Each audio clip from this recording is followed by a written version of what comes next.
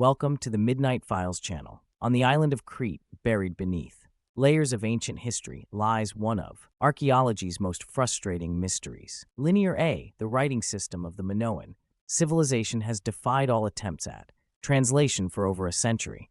While we can read the hieroglyphics of ancient Egypt and the cuneiform of Mesopotamia, this Bronze Age script from Europe's first advanced civilization remains stubbornly silent, guarding secrets about a sophisticated culture that flourished 4,000 years ago. The story of Linear A begins in the early 20th century with British archaeologist Sir Arthur Evans. In 1900, Evans began excavating the palace of Knossos on Crete, uncovering a civilization so advanced that it seemed almost mythical. Among the ruins, he discovered thousands of clay tablets covered with mysterious symbols. Evans identified two distinct writing systems, which he named Linear A and Linear B, based on their linear character forms as opposed to the more pictographic hieroglyphic scripts also found on the island.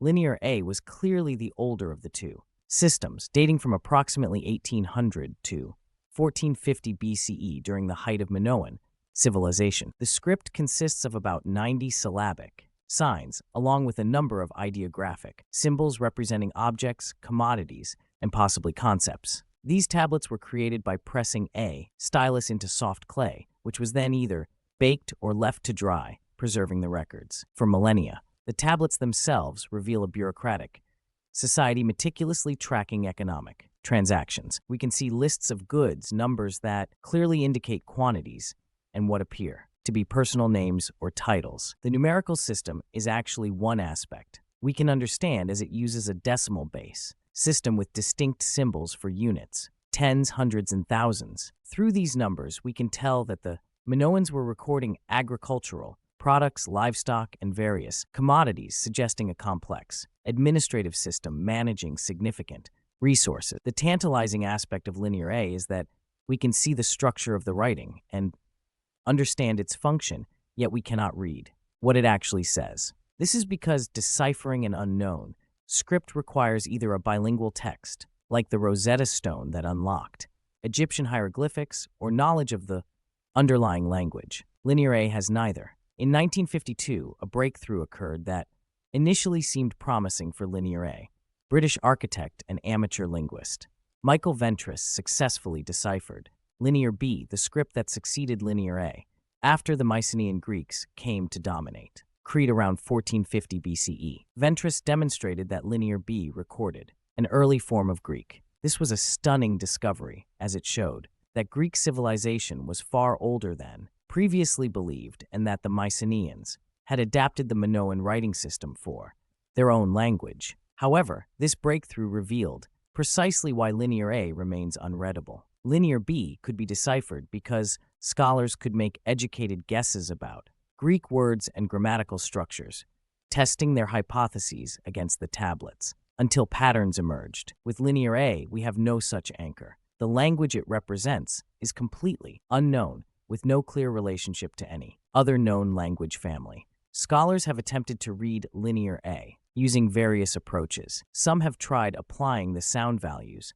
from Linear B, since many symbols are similar or identical between the two scripts. This phonetic approach has yielded some intriguing possibilities, including what might be religious terminology or dedications to deities, but nothing definitive. The fundamental problem is that even if we approximate the sounds, we don't know what language those sounds represent or what the words might mean.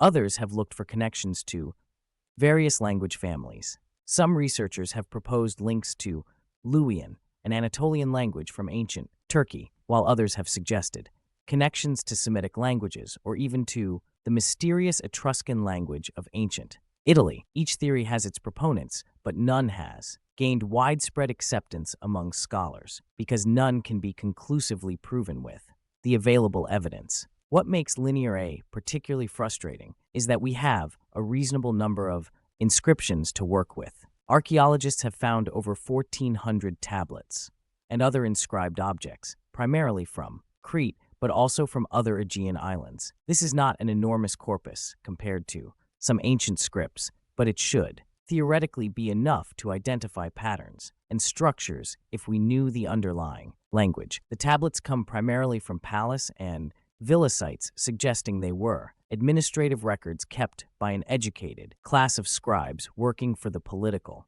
and economic elite. The content of these tablets, as far as we can determine from context and numbers, reveals a sophisticated society. The Minoans were tracking agricultural production, managing craft workshops, recording textile manufacturing, and documenting religious offerings. The presence of similar tablets at multiple sites across Crete suggests a unified administrative system, possibly indicating a degree of political centralization or at least shared bureaucratic practices across the island. Some individual words in Linear A can be tentatively identified. For instance, certain terms appear in contexts that suggest they might be names of deities or religious concepts, as they appear in what seem to be dedication.